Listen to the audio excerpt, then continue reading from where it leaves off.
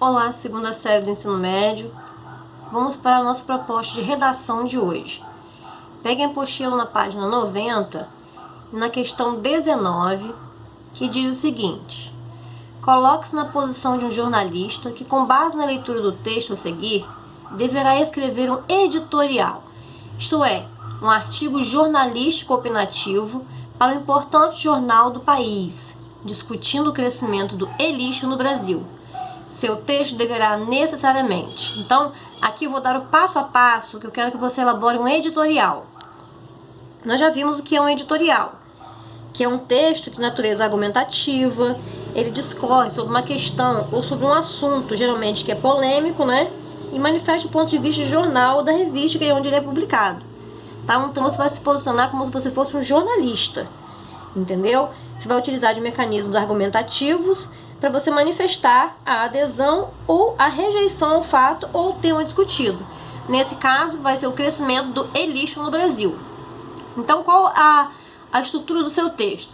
Você deverá abordar dois dos problemas relacionados ao crescimento do e-lixo no Brasil, levantados pelo texto a seguir. Então, você vai ter um texto base para você elaborar o seu editorial.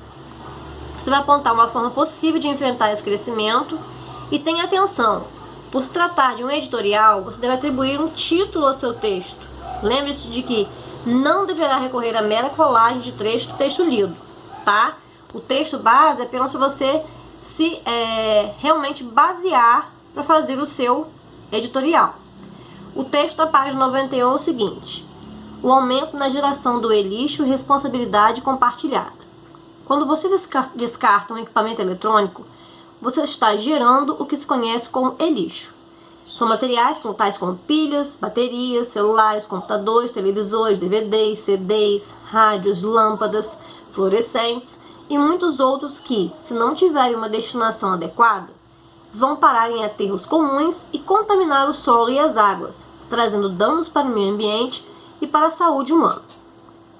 Com a rápida modernização das tecnologias, os aparelhos tornam-se ultrapassados em uma velocidade assustadora. Na composição dos equipamentos eletrônicos existem substâncias tóxicas como mercúrio, chumbo, cádmio, belírio e arsênio, altamente perigosas à saúde humana. A Organização das Nações Unidas, ONU, pediu em 22 de fevereiro de 2010 medidas urgentes contra o crescimento exponencial do lixo de origem eletrônica em países emergentes como o Brasil. O Programa das Nações Unidas para o Meio Ambiente, PNUMA, apresentou um relatório que ressalta a urgência de estabelecer um processo ambicioso e regulado de coleta e gestão adequada do lixo eletrônico, uma vez que a geração desse lixo cresce mundialmente a uma taxa de cerca de 40 milhões de toneladas por ano. Gente, é muita coisa. Casemiro Tércio Carvalho, coordenador de Planejamento Ambiental da Secretaria do Meio Ambiente de São Paulo, acredita a posição do Brasil na ampliação da inclusão digital no país e o aumento do poder aquisitivo das classes C, D e E. Para o professor Fernando Meirelles, da FGV, Fundação Getúlio Vargas, a questão do lixo eletrônico do Brasil não é necessariamente um problema de governo. É um fator cultural. O mercado de reciclados ainda é muito incipiente e não há coletores suficientes. É a opinião dele, né?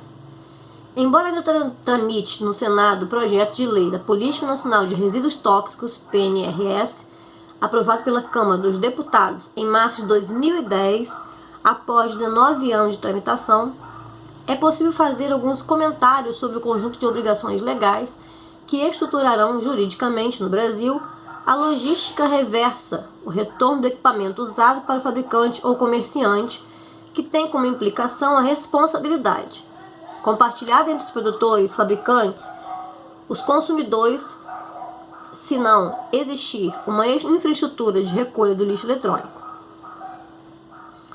É essa falta de estrutura que representa o grande entrave na política de gestão prevista na PNRS. Não podemos ignorar que a nossa cultura de gestão de resíduos é zero.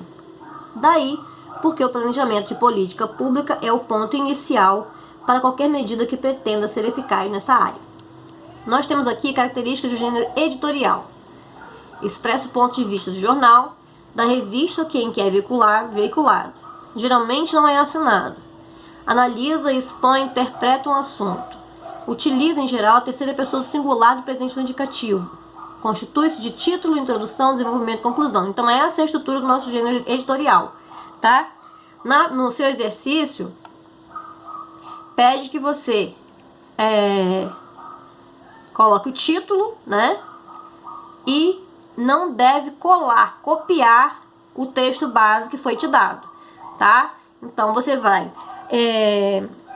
nos grandes jornais, eles reservam uma seção específica para a publicação desse texto, tipo de texto. Geralmente, para destacar esse texto, eles utilizam uma letra diferente, né?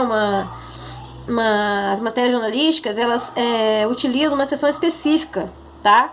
E costumam utilizar uma linguagem clara, objetiva, de acordo com as características do veículo de divulgação, tá? Emprega-se terceira pessoa do singular, ou seja, ele ou ela, ok? Então, baseie-se nesse texto, elaborem um editorial, enviem para o meu e-mail institucional, 1152.nelvercandido@senec.br, ou enviem para o chat da plataforma.